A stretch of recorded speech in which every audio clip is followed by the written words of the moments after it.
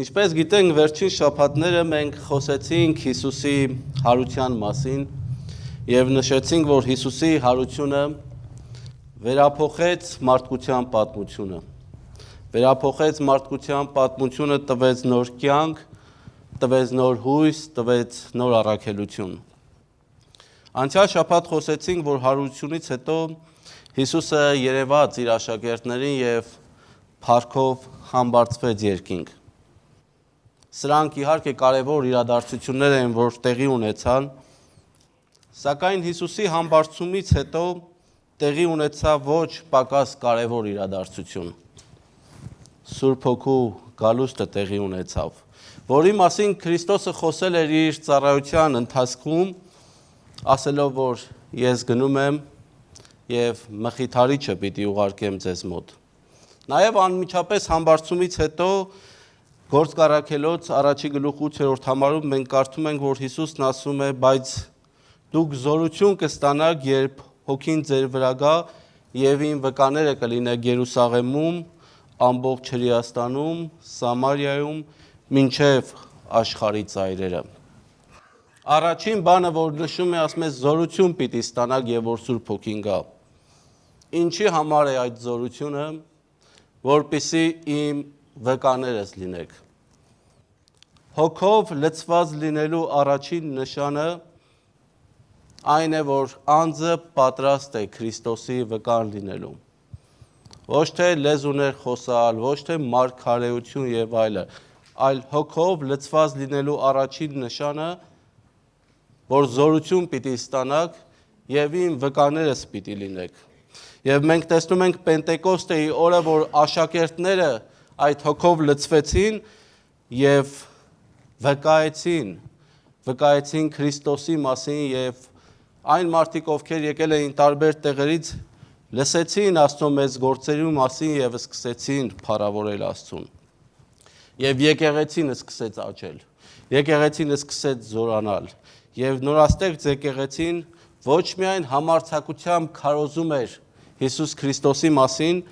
այլ ցույց էր տալիս Աստծո ներկայությունը իր կյանքի մեջ եւ այդ եկեղեցու մեջ տիրում էր սերը,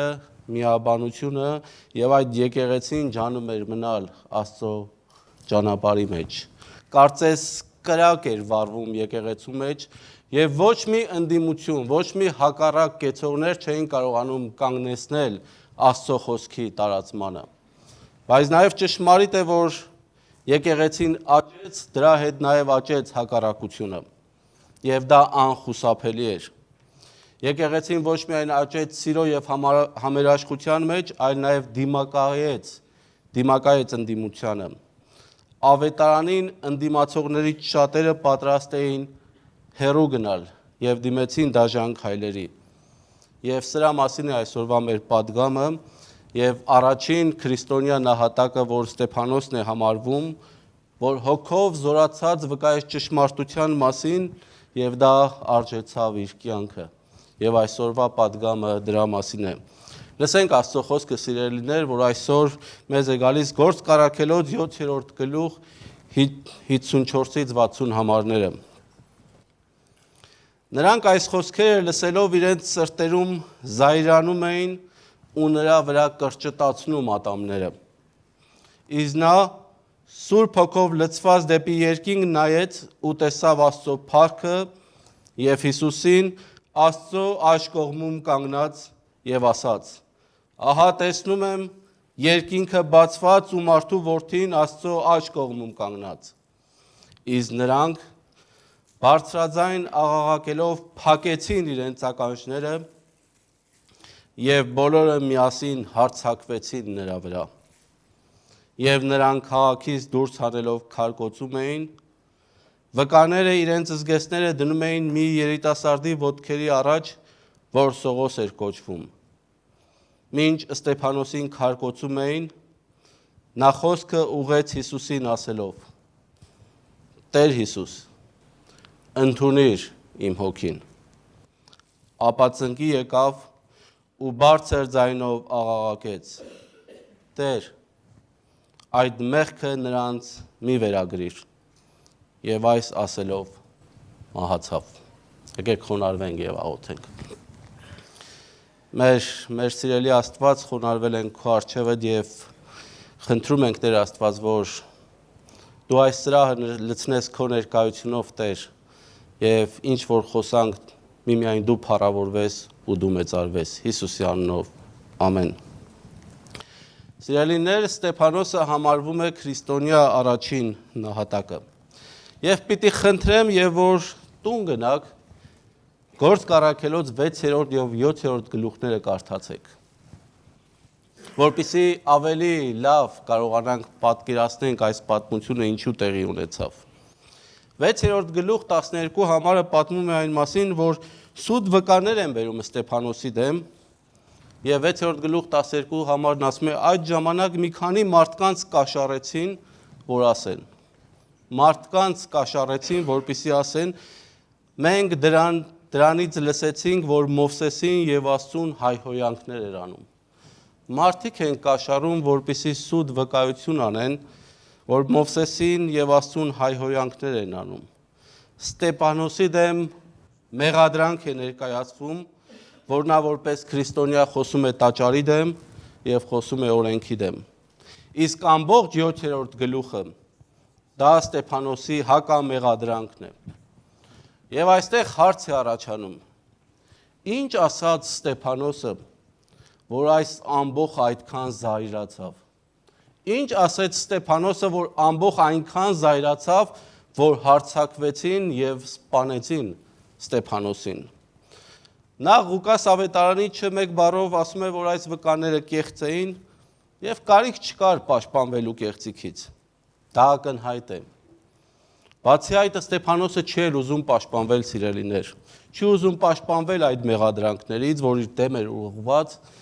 հակառակ սրան նա պատմում է Իսրայելի պատմությունը։ Ամբողջ 7-րդ գլուխը պատմում է Իսրայելի պատմությունը եւ ցույց է տալիս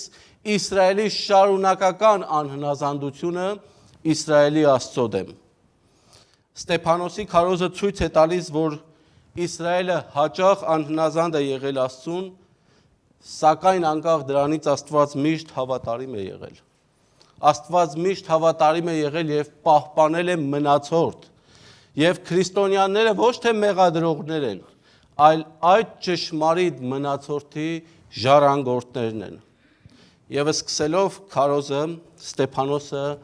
նախ ցույց է տալիս, որ Աստծո ներկայությունը կապված չէ որոշակի տեղի, վայրի կամ երկրի հետ։ Գիտեք, առաջներում հավատամքը ինչպես էր, որ ամեն տեղ իր Աստվածը կա եւ Աստված գործում է այս երկրի մեջ, այն երկրի մեջ եւ այլն։ Եվ Ստեփանոսը ցույց է տալիս, որ Աստված ամբողջ երկրի Աստվածն է եւ ինքը կապված չէ որևէ երկրի հետ։ Աստված ասում է Աբրահամին կանչեց, երբ նա միջագետ կեր, ուր քաղաքում էր։ Աբրահամը ասում է մեր հայրը Նահապետը, ինքը մարդ էր, ով երկիր չուներ, առանց երկրի մարդ էր։ Նա օտարական մեկն էր, բայց հենց այդ օտարության մեջ է, որ Աստված բացահայտում է իր փրկության ծրագիրը։ Եվ Աստված կապված չէ երկրի, տեղանքի կամ ինչ-որ վայրի հետ։ Եվ այս նյութը շարունակելով Գործք առաքելոց 7-րդ գլխում ինքը հասնում է մինչև Հովսեփ եւ ասում է Հովսեփը ծախվեց եւ գերի տարվեց Եգիպտոս։ Բայց Աստված նորից Հովսեփի հետ էր Եգիպտոսի երկրի մեջ։ Աստված Եգիպտոսի երկրի մեջ ազատում է Հովսեփին տարբեր չարչարանքներից, բանտից, դժվարությունից, այսինքն Աստված գործում էր նաեւ Եգիպտոսի մեջ։ Եվ նույնիսկ եւ որ Քանանի երկրում սով էր, Եգիպտոսի մեջ սով չկար, եւ Հովսեփը, ինչպես գիտենք, իր ընտանիքին փրկեց, որպեսզի սովից չմահանան։ Խոսելով Հովսեփի չարչարանքների մասին, Գործք առաքելոց 7-րդ գլուխ 9 համարն ասում է. նահապետները Հովսեփին նախանձելով նրան Եգիպտոս վաճառեցին, բայց Աստված նրա հետ էր։ Նահապետները, այսինքն մեր հայրերը, ձեր հայրերը, Հովսեփին նախանձեցին եւ ծախեցին, եւ այստեղ Ստեփանոսը կարծես նուրբ ձևով ցույց է տալիս համեմատությունը Հիսուսի եւ Հովսեփի միջև։ Ինչպես Հիսուսը, այնպես էլ Հովսեփը երկուսն էլ մերժվում են եղբայրների կողմից, բայց այդ մերժումը Աստված վերափոխում է փրկության համար։ Հովսեփը վաճառվեց, որը մեծ չարիք էր, բայց ծովի ժամանակ նա փրկեց իր ընտանիքին։ Հիսուսի խաչն էլ առաջին հայացքից պարտություն էր, բայց դա դարձավ հաղթանակ համայն մարդկության համար։ Նայեք սիրելիներ, տեսնում եք, թե ինչպես է Աստված գործում, եւ մեր Աստվածը չարիքից բարիք անող Աստված է։ Աստծո զորությունը կայանում է անում, որ ինքը չարիքը կարող է վերափոխել եւ դարձնել բարիք։ Անցնելով առաջ Ստեփանոսն ասում է, որ Աստված հանդիպում է Մովսեսին եւ որ Մովսեսը նորից Եգիպտոսի մեջ էր, նաեւ Մադիամի երկրում է հանդիպում եւ Աստված ամենուրեք է եւ նա սահմանափակված չէ տարածքով։ Նրա զորությունը չի սահմանափակվում միայն մի երկրով։ Եվ որ Աստված Մովսեսին հանդիպում է, ասում է կոշիկները թանի, որովհետև կանգնածը տեղը սուրբ է։ Ոչ թե հողը ինքնին սուրբ էր, այլ քանի որ Աստված այդտեղ ներկա էր եւ Աստված ամբողջ երկրի Տերն է, ինքը ասում է կոշիկները թանի, որովհետև կանգնածը տեղը սուրբ է։ Խոսելով Մովսեսի մասին, Ստեփանոսը ցույց է տալիս, որ Աստված կանչեց Մովսեսին որպես ազատարար։ Եվ ինչպես է Աստված Մովսեսի միջոցով ազատում ժողովրդին, բացի ազատելը, առավել Աստված Մովսեսի միջոցով է տալիս պատվիրանները, սակայն այս ամենից հետո ինչ արեց ժողովուրդը, մերժեց Մովսեսին։ Գործք Առաքելոց 5-րդ գլուխ 25 համարն ասում է. Մովսեսը կարծում էր, թե իր եղբայրները կհասկանան, որ Աստված իր ձեռքով նրանց փրկություն է տալիս, բայց նրանք չհասկացան։ Մեր հայրերը չհասկացան, որ Աստված Մովսեսի միջոցով փրկություն է տալիս եւ մերժեցին Մովսեսին։ Չնայած որ Աստված ընտրել էր նրան, որ ազատի Իսրայելին, բայց նրանք չընդունեցին Աստվածային այդ շնորհը եւ ոչ միայն չընդունեցին, այլ նախընտրեցին գերությունը, քան ազատությունը։ Եվ 7-րդ գլուխ 39 համարում ասում է, որ մեր հայրերը չցանկացան նրան հնազանդ լինել, այլ մերժեցին ու մտքով դեպի Եգիպտոս վերադարձան։ Մովսեսին մերժեցին եւ մտքով դեպի Եգիպտոս գնացին։ Սիրելիներ, մենք կարող ենք ասել ինչ տեսակ ժողովուրդ է այս ժողովուրդը, բայց մենք էլ հեռու չենք այդ մարդկանցից, երբեմն մենք էլ անտեսում ենք Աստծո տված փրկությունը, անտեսում ենք Աստծո տված ազատությունը եւ վերադառնում ենք դեպի մեղքը, որ մեզ գերի է պահում։ Մեզանից շատերը նույնիսկ մտածում են, որ Աստծո գործը սահմանափակված է միայն տեղով, որտեղ մենք ակնկալում ենք տեսնել Աստծո ներկայությունը։ Օրինակ, Աստծուն կարող ենք տեսնել միայն եկեղեցու մեջ։ Մենք կարող ենք կապել մեր հավատքը վայրի, ժամանակի կամ փորձառության հետ,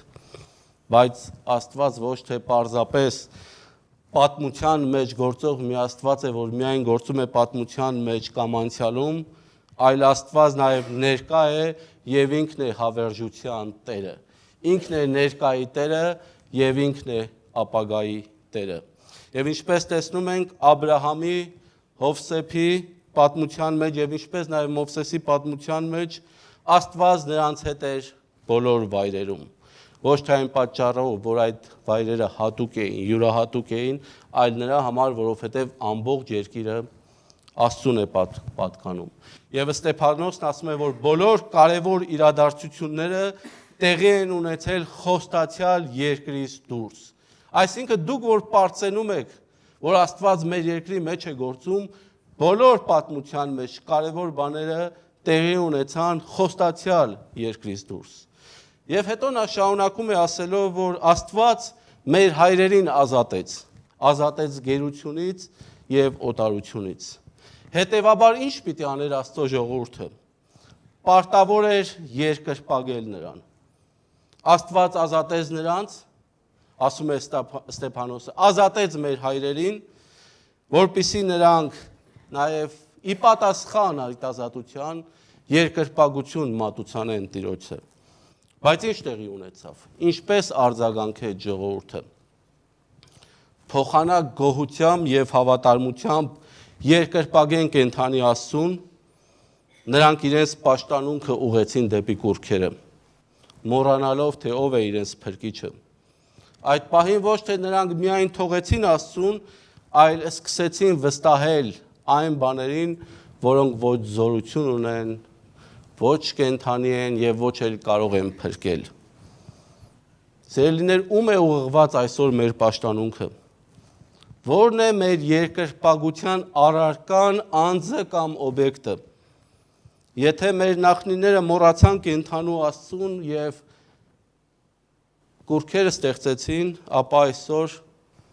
կուռքերը փոխվել են, բայց խնդիրը նույնն է մնացել։ Այսօր մարդն է դարձել պաշտանունքի կենտրոնը։ Մարդը ծառայեցնում է բոլոր բաները իր նպատակի համար, իր հաճույքի համար, իր բիզնեսի համար, իր դիրքի համար։ Սիրելիներ, երկրպագությունը, որ կենտրոնացած է միայն անձնական շահի վրա, դա հեռացնում է մեզ Աստծուց։ Մենք տեսնում ենք, որ նույնիսկ մարդիկ կարող են հավատքը ծառայեցնել սեփական նպատակների համար, Աստծո անունը օգտագործեն սեփական փառքի համար և ոչ թե Աստծուն փառավորելու և մեծարելու։ Եվ Ստեփանոսը հենց այդ սխալն է մատնանշում Իսրայելի պատմության մեջ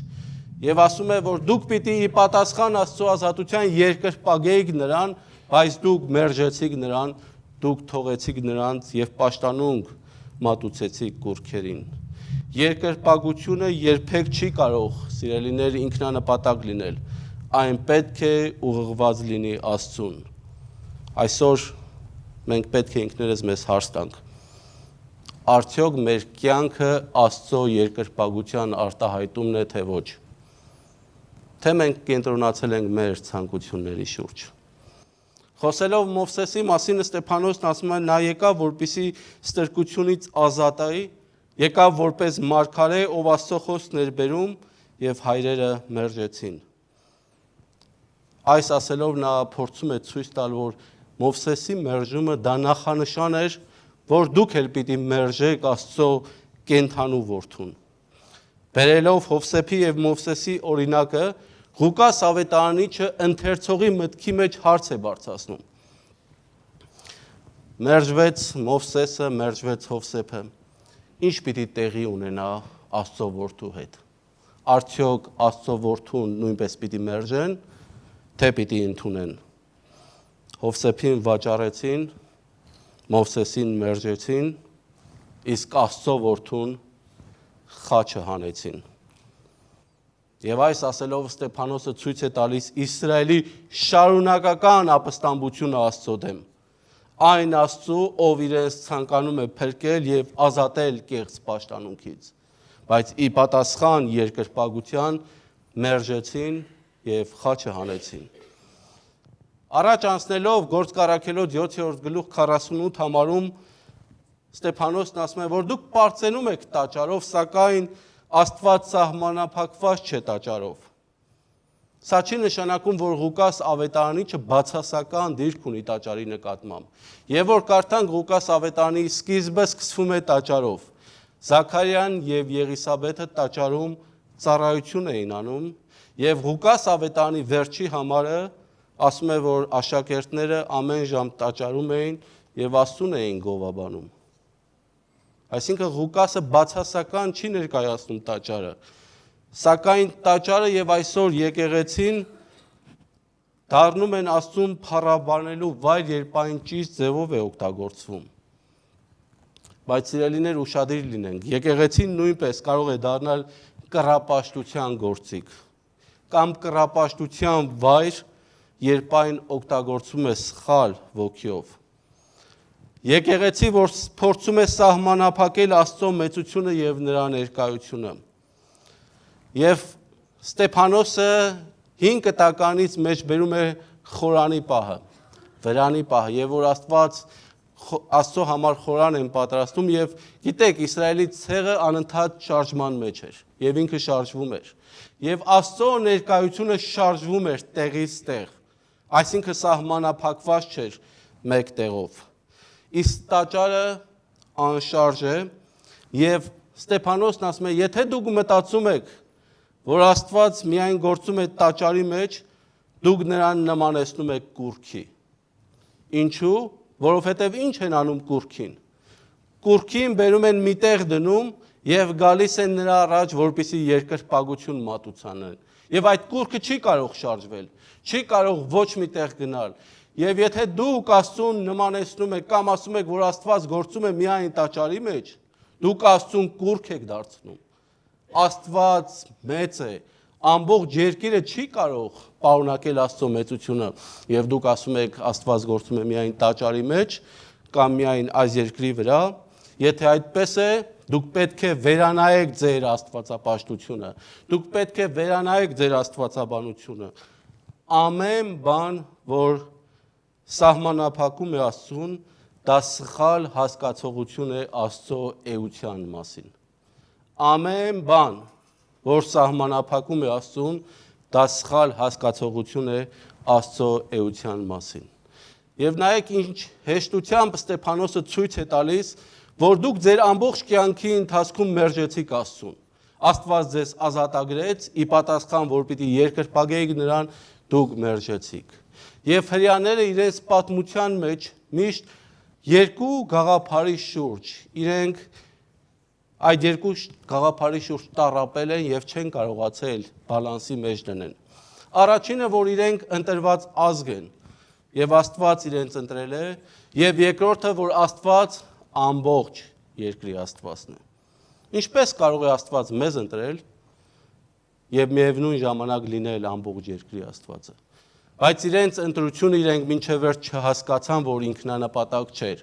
այլ Աստված ընտրել էր իրենց, որպեսզի իր փառքը ցույց տա ամբողջ երկրի վրա, որ իրենք լույս լինեն մնացածի համար, որ իրենց միջոցով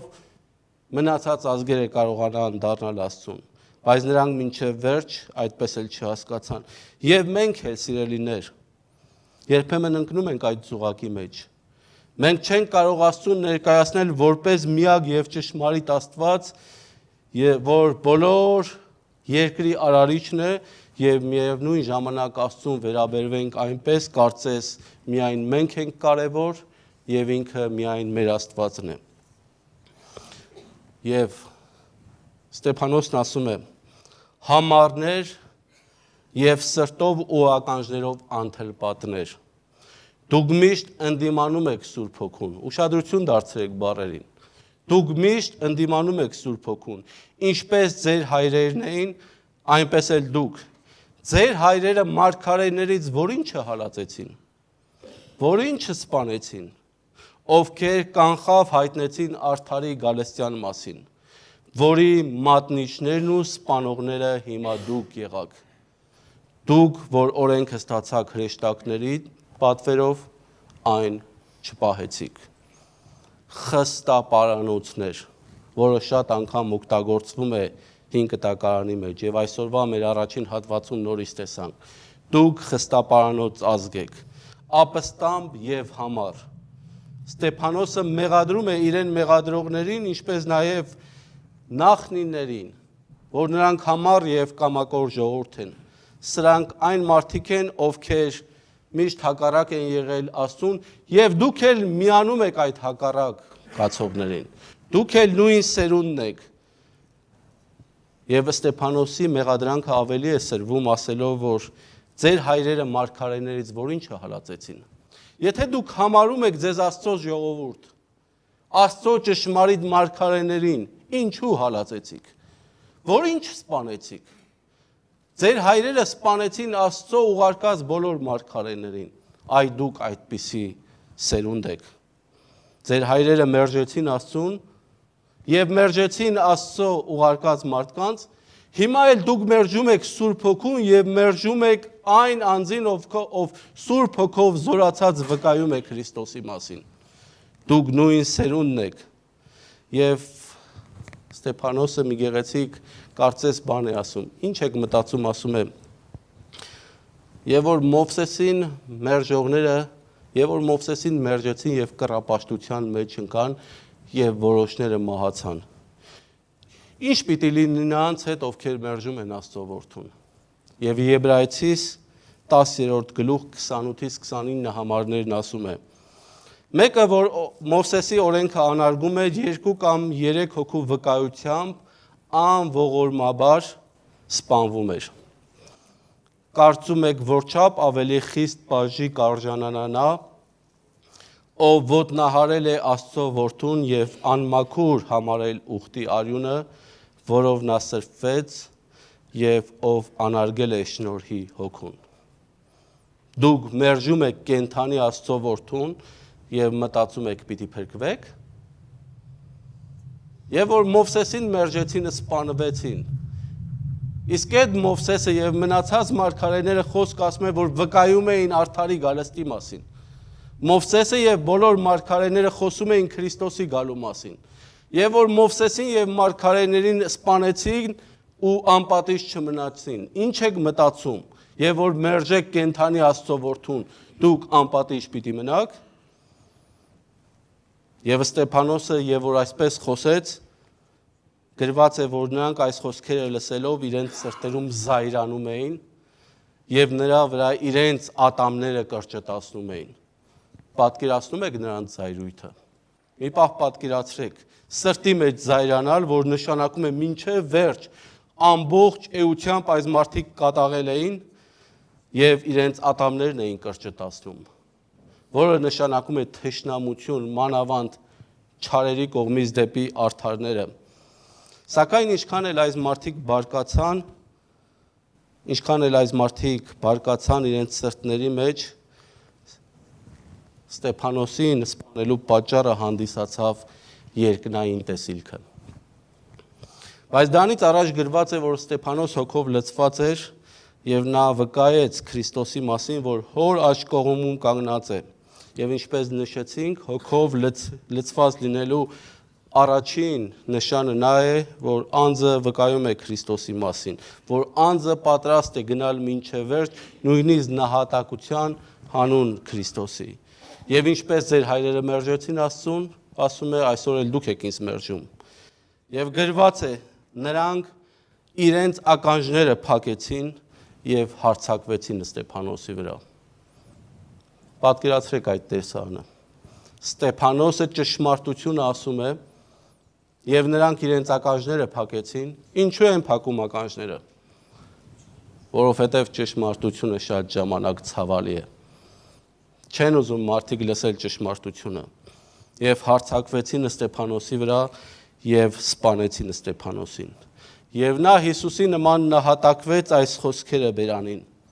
Հայր, ների նրանց։ Արդյոք այսօր մենք կցանկանանք, որ Աստված ների մեզ հակառակ կացողներին։ Ունենք մենք ուժ, որ այն մարդիկ, ովքեր դեմ են մեզ, միգուցե ճշմարտությանը, մենք կարողանանք ասել հայր, ների նրանց։ Այս պատմությունը նաև մեզ երկու կարևոր բան է սովորեցնում, սիրելիներ, որ կան մարդիկ, ովքեր պատրաստ են մեռնելու իրենց համոզմունքների համար, եւ կան մարդիկ, ովքեր պատրաստ են սպանելու իրենց համոզմունքների համար։ Իրական Աստծո համայնքը չի սպանում իր համոզմունքների համար։ Դա անում են մոլեռանդները։ Աստծո համայնքը չի սպանում։ Աստծո համայնքը խաղաղության կոչ է անում։ Միայն մոլեռանդներն են, որ պատրաստ են սպանելու, ավերելու, ջարդելու, փշրելու։ Գիտեք, մարդիկ հաճախ բարկանում են եւ որ ճշմարտությունն են լսում։ Եվ ճշմարտությունը երբեմն անհարմար է։ Եվ որ մենք ճշմարտությունը խոսենք, սիրելիներ, մարդիկ կլինեն, որ կփակեն իրենց ականջները եւ կփորձեն լրացնել ճշմարտությունը։ Բայց մենք կանչված ենք որպես եկեղեցի հոգով զորանանք, հոգով լցվենք եւ անկախ հակառակ կացողներից, անկախ դժվարություններից համարձակ վկայենք ճշմարտության մասին։ Մեզանից շատերը այսօր այդ մահվանը սպառնալիքի տակ չեն, բայց երբեմն որոշ ուրիշ սպառնալիքներ կան։ Եթե խոսեմ ճշմարտությունը, հնարավոր է, որ ես աշխատանքից ազատվեմ, եթե խոսեմ ճշմարտությունը, հնարավոր է, որ անհարմարություն լինի իմ հետ, բայց մենք որպես Աստծո ժողովուրդ, որպես Աստծո համայնք չենք կարող փակել մեր ականջները, այլ մենք կանչված ենք խոսելու ճշմարտությունը։ Լինի աշխատանքի վայրում, ընտանիքում, եկեղեցում, ուր էլ որ լինի, եւ թող Աստված ամեն մեկիս ուժ, իմաստություն տա այս առաքելության մեջ։ Ամեն։